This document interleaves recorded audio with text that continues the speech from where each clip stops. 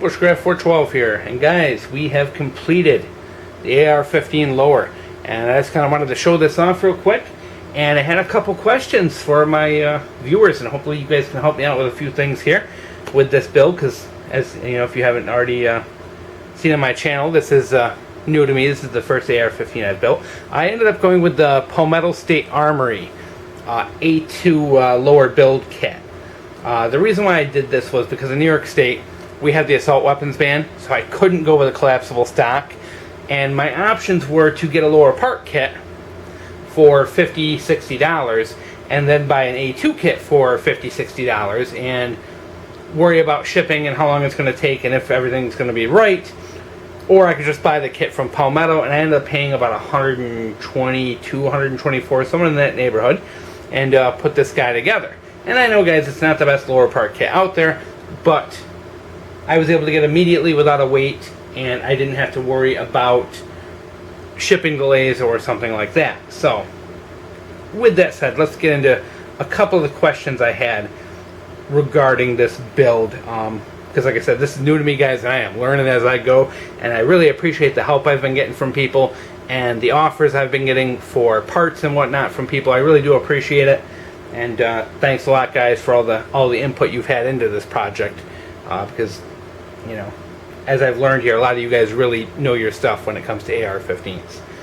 Question number one is, I've built this, and let's zoom in here. And one of the things I'm not sure about, I'm assuming it's because I don't have an upper, is when this gun is, when I release the hammer, you pull the trigger and release the hammer, and I cock it back, it of course catches the disconnector, but will not fire again. Now the only way I can get it to fire again, of course, is to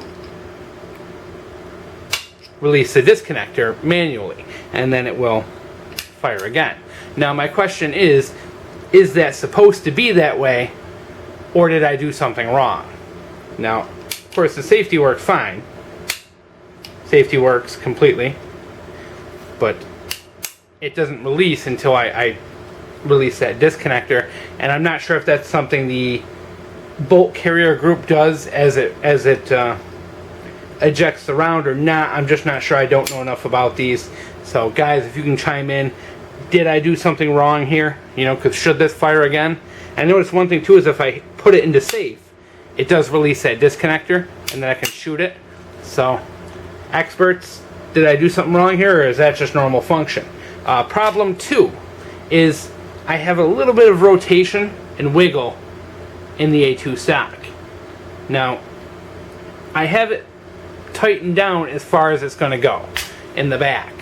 I'm assuming I need a spacer or something to put in there to reduce that little bit of a gap and take up the space in there. Can anyone give me any recommendations for any products? The only thing I see is the plate for the collapsible stocks, and I'm not sure if I want to put that in there. But there's just that little bit of wiggle, and it's as tight as it's going to go. Is there anything I can do to take care of that? Send me a message, leave me a comment. Definitely love to hear it. As far as everything else, the lower parts kit actually went together very well. No problems at all. And actually the only place I marred the finish up at all was right here. As you can see, when I was putting in the bolt release. And that was just because the punch I was using to finish it off slipped and happened to catch it. Other than that, I didn't mar up the finish. Everything appears to be working good. The mag release is floating nice. The bolt release, good motion there. The trigger seems to have a nice, good pull to it. The safety's working, except for that one little issue with the disconnector, which I'm not even sure if it's an issue or not. But everything appears to be working good. Magazines fit in very well. So this Delaware receiver seems to be pretty good so far. We'll see when we get the upper as to how well it mates to the upper. But so far we look like we're in good shape. As far as the next part of the project, I really think I'm going to go with one of the Stag Arms varmint uppers. That eliminates a couple of the assault weapon ban features. It gets rid of the bayonet lug and the threaded barrel and helps me keep this thing New York legal. So I'm probably going to end up with like a stainless steel varmint barrel. Stag Arms does quite a bit with the AWB compliant uppers, so that's what I'm looking at for the time being. I could change my mind, but that's what I'm looking at for now. So any input, guys, will be greatly appreciated, and once again, thanks for all your help with this project.